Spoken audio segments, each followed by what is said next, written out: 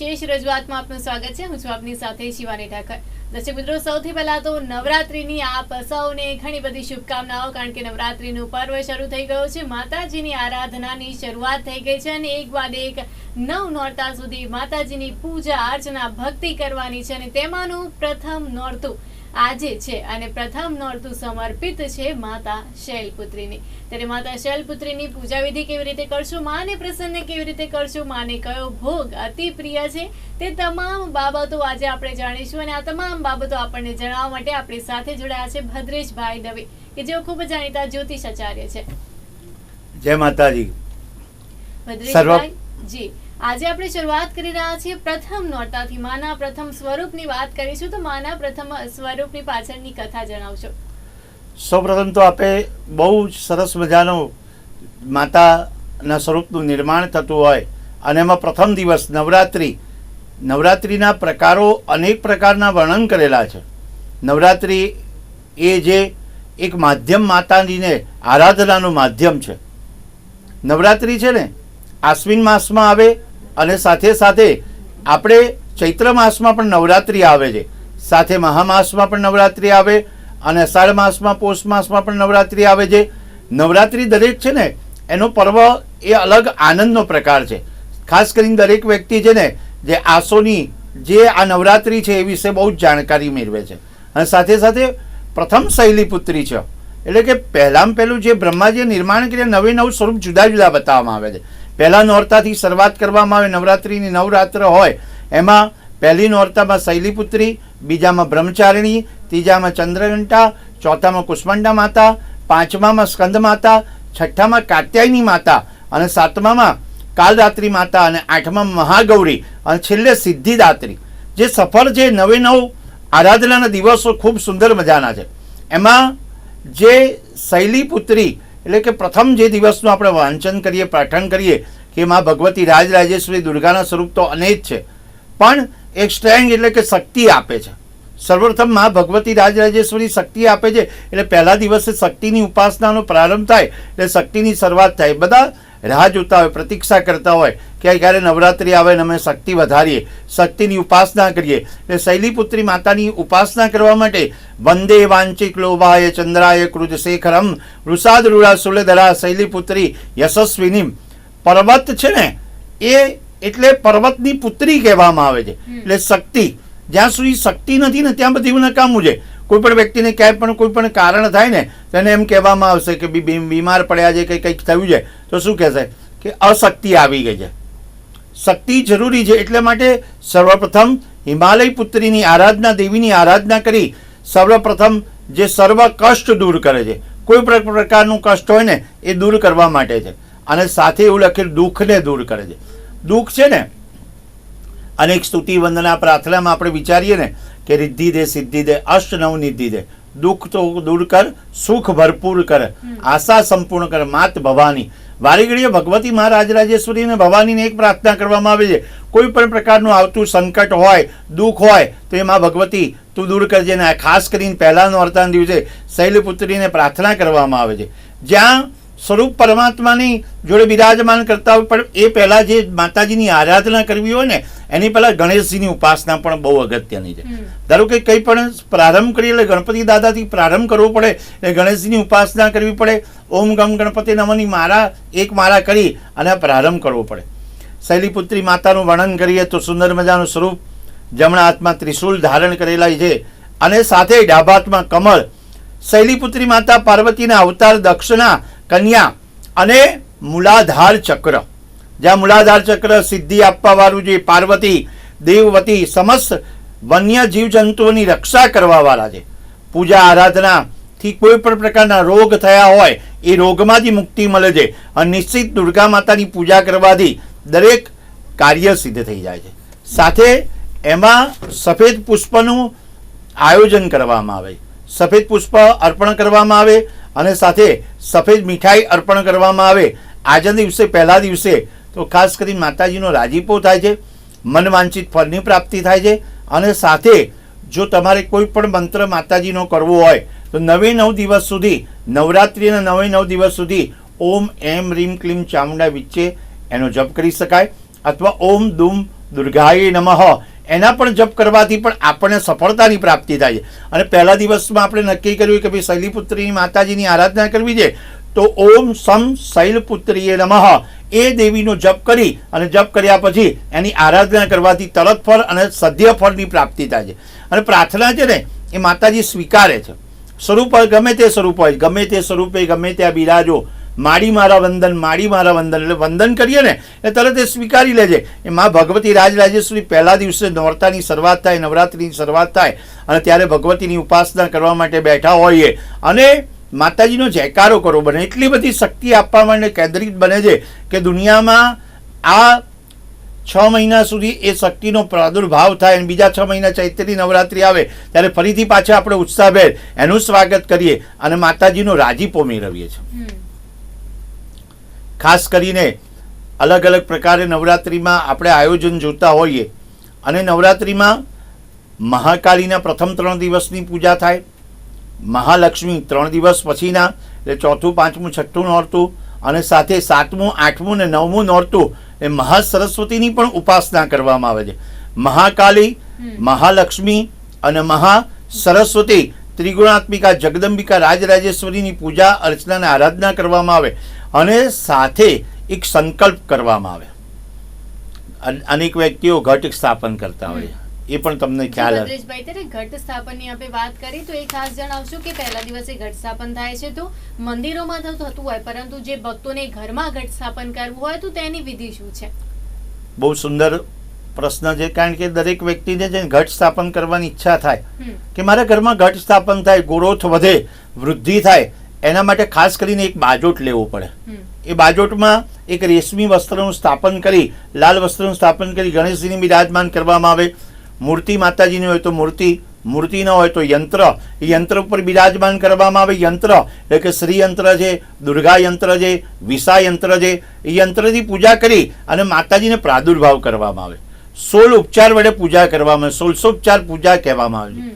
જે મનુષ્ય 16 ઉપચાર વડે પૂજા કરે છે, ફળ પણ ધરાવવામાં આવે છે, કરણ ધરાવવામાં આવે, ચંપા ધરાવવામાં આવે, માલતી, બીલીપત્ર, નારિયેલ, બીજોરું, લીંબુ, દાડમ અને સાથે કોઠું અને બીલીપત્ર જુદા જુદા એને ફળ અર્પણ કરવામાં આવે છે. ફળ છે ને એ અર્પણ કરી અને સફળતાની પ્રાપ્તિ કરે. મહત્વની બાબત એ આસો મહિનામાં જે સ્થાપના કરવામાં આવે એટલે તમે સ્વાભાવિકપણે છે ને જ્યારે તમારા ઘરમાં સ્થાપના કરવાની તૈયારી કરો ને ત્યારે ગંગાજળથી છે ને બધું છંટકાવ કરવો પડે. હું દરેક પૂજામાં કહું કે ગંગાજળ અને ગૌમૂત્ર છંટકાવ કરી આખી જે જગ્યા છે, આખી પરિસ્થિતિને નિર્માણ થતું હોય ને એને પવિત્ર કરવું પડે. 2 દિવસ પહેલા અગાઉથી તૈયારી કરવી પડે. જ્યારે કોઈ પણ વ્યક્તિ આપણા ઘરમાં આવતા હોય તો તૈયારી કરતા હોય તો માતાજી આપણા ઘરમાં આગમન થવાનું હોય ત્યારે એ તૈયારી કરીએ, ગૌમૂત્ર ગંગાજળથી છંટકાવ કરીએ.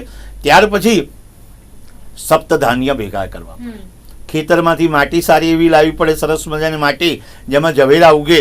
ઘઉં સપ્તધાન્યમાં પણ કીધેલા છે અને સાથે જલ પણ છે ને શુદ્ધોદક જલ.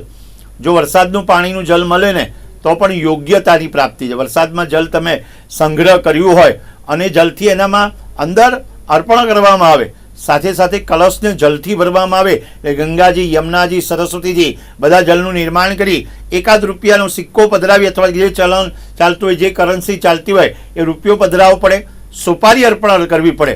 અને જે કુંભ છે એ કુંભમાં એ બધું અર્પણ કર્યા પછી કંકુ, ચોખા, દુર્વા એટલે કે દુર્વાનો પણ ઉપયોગ કરવામાં આવે અને હળદર અર્પણ કરી અને 9 દિવસ સુધી કુંભની સ્થાપના કરવામાં. ઘડો હોય ને ઘડો એને આપણે છે ને મોલી એટલે કે નાળેથી બાંધી દેવું પડે, સ્વસ્તિક બનાવવું પડે, 5 ચાંદલા કરવા પડે, અક્ષત લગાવવા પડે, પુષ્પ અર્પણ કરવા પડે. પુષ્પની માળા છે ને જ્યારે ઝવેરાની આજુબાજુ જ ગોઠવવી પડે. ધારો કે શ્રીફળ આપણે મેલેલું છે, શ્રીફળમાં 5 પાન મૂક્યા છે અને એની ઉપર આપણે બધું મૂક્યું પણ હાર ઉપર પહેરાવી દીધો તો ત્યાં એ જમીન ઉપર છે ને એ ઝવેરા જલ્દી ઉગતા નથી, એ ખાલી જગ્યા થઈ જાય છે. એટલે આજુબાજુ જ્યારે કુંભ મૂક્યો એની આજુબાજુ કુંભની માળા પહેરાવવામાં આવે તો એ જગ્યા પણ પ્રેરિત થાય છે અને એ અંકુર પૂજે. ઘણા લોકો વિચારે છે કે ત્યાં થવાથી એનું ગ્રોથ થવાથી એના જીવનમાં પ્રગતિ થાય છે. જેટલું બને એટલું માતાજીને ભોગ ધરાવવો પડે. નિયમિતપણે ભોગ ધરાવવાથી માતાજીનો રાજીપો થાય છે. 2 સમયની આરતી કરવી પડે, સુંદર મજાનું સ્તુતિ પ્રાર્થના કરવી પડે, વંદના કરવી પડે. સાથે હું એક ખાસ વાત જણાવું, આ નવરાત્રિનો પર્વ શરૂઆત થઈ છે ને એટલે દરેકના ઘરમાં શક્ય હોય તો દેવી કવચ જે દુર્ગા સપ્તશતી પાઠ છે એમાં દેવી કવચ આવે, એ દેવી કવચનો પાઠ નિયમિત કરવો જોઈએ. શક્ય હોય ન ખ્યાલ આવે તો આપણે કોઈ પણ માધ્યમથી એને સાંભળી શકીએ તો પણ સારી વાત છે, અથવા તો 9 દિવસ સુધી એની આરાધનામાં એક પર્વ બનાવી દો. નિયમિત જો થઈ શકે તો એ દેવી કવચથી, એમની આરાધનાથી આપણા જીવનમાં સુખ, સંપત્તિ અને સમૃદ્ધિની પ્રાપ્તિ થાય. ભદ્રેશભાઈ, કેટલી વખત કરી શકાય દેવી કવચ? દેવી કવચ છે ને આપણે દિવસમાં એક વખત કરી શકાય, પણ નવરાત્રીનો પર્વ છે તો નવરાત્રીના પર્વમાં આપણે દિવસમાં 3 વખત, ધારો કે 9 વખત નવરાત્રીના 9 રાત્રિ છે તો આપણે વિચારીએ કે 3 વખત થાય, અથવા તો રોજનું 3 વખત એટલે 27 વખત થાય, એનું પણ ટોટલ આપણે 9 થાય છે. દરેક વસ્તુમાં 9નું મહત્વ છે. નવદા ભક્તિ, નવરાત્રી, નવ દુર્ગા, નવલી નવરાત્રી, નવ ગ્રહ, નવકાર મંત્ર, એટલે 9નું માધ્યમ છે એ પૂર્ણાંક કહેવામાં આવે છે. એટલે જ્યાં સુધી પૂર્ણાંકમાં આવે ત્યાં સુધી આપણે જપ કરીએ, યજ્ઞ કરીએ, નરવાણ મંત્ર કહેવામાં આવે છે. અને સાથે એ દેવી કવચનો એક નિયમિત પાઠ કરવાનો રાખીને જો 40 દિવસ સુધી નિયમિત સુધી આ પાઠ કરવામાં આવે તો એ પાઠની શક્તિ વધે છે અને આપણા ઘરમાં ખૂબ સુખ સમૃદ્ધિની પ્રાપ્તિ થાય. ખાસ કરીને દિશાનું પણ ધ્યાન રાખવું પડે. જ્યારે આપણે કુંભ સ્થાપન કરતા હોય ત્યારે પૂર્વ દિશા અથવા ઉત્તર દિશા, અને એ બંને શક્ય ન બને તો પશ્ચિમ દિશામાં પણ આપણે કરી શકાય છે. પણ ખાસ કરી અને પૂર્વ અને ઉત્તર દિશાનું મહત્વ ખૂબ રહેલું છે, જે દિશામાં આપણે જપ તપ યજ્ઞ કરવાથી ફળની પ્રાપ્તિ થાય છે. ખાસ કરી અને આસન પણ એક રાખવું પડે. હું દરેક પૂજામાં અને અર્ચનામાં કહું છું કે ભાઈ આસન એક હોય ને તો શક્તિ તમારી વધી જાય છે. અને જ્યારે આસનને પગે લાગીને બેસવું જોઈએ ને આસનને પગે લાગી ઊભા થવું જોઈએ. એટલે ખાસ કરી જ્યારે પણ આ પૂજા કરો, 9 રાત્રિના દિવસે અનુષ્ઠાન કરતા હોય ત્યારે ખાસ એ ધ્યાન રાખવાનું કે આપણા આસનનો ઉપયોગ આપણે જ કરવો જોઈએ. બીજાનું આસન આપણે ન લેવાય, બીજાની માળા ન લેવાય, અને શક્તિનો સંચાર થાય અને અખંડ દીવો રખાય એટલો શક્ય છે. અને અખંડ દીવાનું પણ ભદ્રેશભાઈ મહત્વ છે, તો એનું શું મહત્વ છે? અખંડ દીવો દરેક કર્મનો સાક્ષી છે, કર્મને માધ્યમ બનાવવામાં આવે છે. અને અખંડ દીવો રાખવાથી એની ઉર્જા શક્તિ વધે છે. ખાસ કરીને જ્યારે પૂર્વ દિશામાં રાખવામાં આવતો એની શક્તિ વધે છે. એની શક્તિ વધવાથી તમારા જીવનમાં કોઈ પણ અંધકાર હોય એ દૂર થઈ જાય, પ્રકાશ કરે છે. ઘણીવાર ઘણા વ્યક્તિ તો પોતાની વિશિષ હોય ને, વિશિષ ધારો કે મારો વેપાર રોજગાર ન ચાલતો હોય, એવું વિચારે કે ભાઈ આ વર્ષમાં મારો વેપાર રોજગાર ખૂબ ચાલે, મારા ઘરમાં નિરોગી આરોગ્ય રહે, ઘરમાં આરોગ્ય સારું, તો દીવો હોય ને, દીવો એની નીચે, એની દિવાલની નીચે એક વિષ લખી રાખે છે કે ભાઈ મારો ખૂબ વેપાર ચાલે, મારે નિરોગી આરોગ્ય રહે, મને સુખ સમૃદ્ધિ મળે. 9 દિવસ સુધી દિવાલ નીચે મૂકી રાખે અને દીવો એની ઉપર મૂકે અને પછી પ્રાગટ્ય કરે અને એને યશ અને કીર્તિની પ્રાપ્તિ થાય. મનોકામના પહેલી ફર્સ્ટ વિશિષ મનોકામના.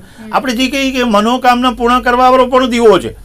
અને દીવાની એટલી બધી સમૃદ્ધિ આવે છે, એની જ્યોતથી, એના પ્રકાશથી આપણા જીવનમાં યશ કીર્તિ અને લાભની પ્રાપ્તિ થાય. ખાસ કરીને પૂર્વ દિશામાં અને ઉત્તર દિશામાં એની જ્યોત હોય તો આપણને યશ કીર્તિ અને લાભની પ્રાપ્તિ થાય છે. અને દક્ષિણ અને પશ્ચિમમાં જ્યોત જાય તો એનો આધાર એવો રહેલો છે કે આદિ વ્યાધિ ઉપાધિ આવે છે. એ જ રીતે આપણે જીવનમાં જેટલું બને એટલું દીવાનું મહત્વ રાખીએ. અખંડ દીવો રાખવાથી એના ઘરમાં તેજસ્વીતા વધશે, એના ઘરમાં મનોરથ સિદ્ધ થશે. જ્ઞાન, ભક્તિ અને વૈરાગ્ય ત્રણેયનો સમન્વય થાય અને ત્યારે દીપનું પ્રાગટ્ય થાય છે. જ્ઞાન, ભક્તિ અને વૈરાગ્ય ત્રણેયનો સમન્વય થઈ અને પરમાત્માને પ્રાપ્તિ કરવા માટે, પરમેશ્વરીની પ્રાપ્તિ કરવા માટે આ દીવાની જ્યોત બહુ અગત્યની છે. એટલે દીવો, અખંડ દીવો રાખવો પડે. અને એના માધ્યમ છે ને અલગ અલગ પ્રકારના હોય છે. ઘીનો દીવો જમણી બાજુ રાખવામાં આવે અને તેલનો દીવો છે ને ડાબી બાજુ રાખવામાં આવે માતાજીને. જો બંને દીવા પ્રાગટ્ય કરતા હોય તો સમજી લેવું કે ઘીનો દીવો જમણી બાજુ અને તેલનો દીવો ડાબી બાજુ રાખી શકાય. પણ કદાચ આપણે એવું ન બને કે ખાલી એકદમ ગાયના ઘીનો દીવો રાખવો છે તો એક દીવાનું પણ પ્રાગટ્ય કરી શકીએ એમ છે. દીવાનું પણ ઇમ્પોર્ટન્સ છે, કલશનું પણ ઇમ્પોર્ટન્સ છે, જે કુંભ એટલે ઘર સ્થાપના. સાથે સાથે એવું લખેલું છે કે માતાજીની સવારી કઈ રીતે આવે છે, કોના ઉપર આવે છે એ ડિપેન્ડ છે. આખું વર્ષ છે ને એ જુદી જુદી સવારી ઉપર આવતું હોય. ધારો કે મંગળ અને શનિવારે જો નવરાત્રીનો પ્રારંભ થતો હોય ને તો ઘોડા ઉપરની સવારી માની કહેવાય છે. ગુરુ અને શુક્ર વાર હોય તો ડોલી ઉપર સવારી આવે છે, અને રવિ અને સોમવાર હોય તો હાથી ઉપર સવારી આવે છે. અને માતાજીના જુદા જુદા સ્વરૂપમાં બિરાજમાન થાય. આ ફેરી પ્રારંભ થાય ગુરુવારના દિવસે, એટલે ડોલી ઉપર સવારી એટલે કે પાલખી ઉપર સવારી આવે છે. એટલે પાલખી છે ને, પાલખીનું પણ મહત્વ ખૂબ છે. હાથીનું, ઘોડાનું, પાલખીનું છે ને એને પકડવાવાળા મજબૂત હોવા જોઈએ. એવી રીતે માતાજીને છે ને આજે પાલખી ઉપર સવારી આવે થોડી ઉથલ પાથલ પણ કરાવડાવે. કોઈક જગ્યાએ રોગનું પ્રમાણ વધી જાય, કોઈ જગ્યાએ અશાંતિ વધી જાય, કોઈ દેશ વિદેશ અને પ્રદેશમાં એવી રોગ થાય એટલે થાય તો આપણે માતાજીને પ્રાર્થના કરવાની કે તમારી જે પણ સવારી આવે છે એ સવારીથી અમારા સર્વત્ર અને સર્વદા બધા સુખી થાય. સર્વે ભવંતો સુખીના, સર્વે લોકા સુખાવા. દરેકને મનની ઈચ્છા પરિપૂર્ણ કરે. અને માતાજી તમારી સવારી આવવાથી, તમારા આશીર્વાદથી અમારા જીવનમાં રોગ, શત્રુ, દુઃખ, દરિદ્ર બધું દૂર રહે એવો ભાવ પ્રગટ થાય છે. અખંડ જ્યોતમાં પણ એવું લખેલું, પિત્તળનો, તાંબાનો કોઈ પણ પ્રકારનો આપણે દીવો કરી શકીએ, પણ ખાસ કરીને માટીનો દીવો કરવામાં આવે તો માટીનો દીવો બીજા વર્ષમાં બીજો માટીનો કોડિયું લઈ અને કરી શકાય છે. અને લાંબી વાટ અગત્યની છે. વાત કરતા કરતા આપણે વાત રહી કે જો ધારો કે લાંબી વાટ તો બાજુમાં એક દીવો છે ને તૈયાર કરીને રાખવો જોઈએ, જેથી કરીને એ દીવો તૈયાર હોય ને તો પેલો બુઝાવવાની કદાચ થાય તો આપણે તૈયાર કરીને પછી એને સંભાળી લેવાય. એટલે એ પણ અગત્ય. નવરાત્રિના પ્રારંભમાં આ બધું અગત્યનું છે. સાથે સાથે મુહૂર્ત અગત્યનું છે. એ જ પૂછવાની હતી ભદ્રેશભાઈ કે આ વખતે કયા સારા મુહૂર્ત છે? કારણ કે જ્યારે આજથી મુહૂર્તની શરૂઆત થાય ને ત્યારે તો 6:30 થી 8 વાગ્યા સુધીનું મુહૂર્ત, જે શુભ ચોઘડિયામાં આપણે તૈયારી કરીને બેઠા હોય. અને આગલા દિવસે ગ્રહણ પણ આવે છે, પણ ગ્રહણ જે ભારતમાં દેખાવાનું નથી એટલે એને પારવાની જરૂર પડતી નથી. એટલે આપણે પહેલેથી જ વાત એવી છે કે ગંગાજળ અને ગૌમૂત્રથી છંટકાવ કરો અને શુદ્ધિકરણ કરી દો. એ અગત્ય, શુદ્ધિકરણ કરવું અગત્યનું છે. અને સાથે અભિજીત મુહૂર્ત એટલે કે 12:05 થી 12:54 સુધીના જે મુહૂર્ત છે એ મુહૂર્તમાં પણ ઘટ સ્થાપન કરી શકાય અને સાથે સાથે કુંભ સ્થાપન કરી શકાય. કોઈક જગ્યાએ એવી પણ અનુકૂળતા ન હોય તો જ્યારે મંદિરોમાં ને આ બધામાં થતું હોય ત્યારે પણ પાલન થતું હોય, પણ કોઈક જગ્યાએ અનુકૂળતા ના હોય તો એ પ્રમાણે સમયનું ચોઘડિયું જોઈને પણ કરી શકાય. પણ અભિજીત મુહૂર્તનું મહત્વ વધારે છે. જ્યારે આ અભિજીત મુહૂર્તમાં સ્થાપના કરવામાં આવે, સવારે 6:30 થી 8 સ્થાપના કરવામાં આવે તો શુભદાયી, લાભદાયી અને પ્રગતિદાયી જાય છે. અને ખાસ કરીને સ્વચ્છતાનું પાલન કરવું પડે અને યોગ્યતા મુજબ એમને બધું કાર્ય પણ કરવું પડે. પવિત્રતા તો જરૂરી, પણ સ્વચ્છતા પણ વધારે અગત્યની છે. એટલે મુહૂર્તની વાત આપણે કરી, પૂજાની વાત કરી, અને ખાસ કરીને જ્યારે માતાજીની પૂજા થતી હોય કયો ભોગ છે માતાજીને સૌથી વધારે પ્રિય છે? દરેક વસ્તુમાં ભોગના દિવસોના અલગ અલગ પ્રકારે લખેલા છે.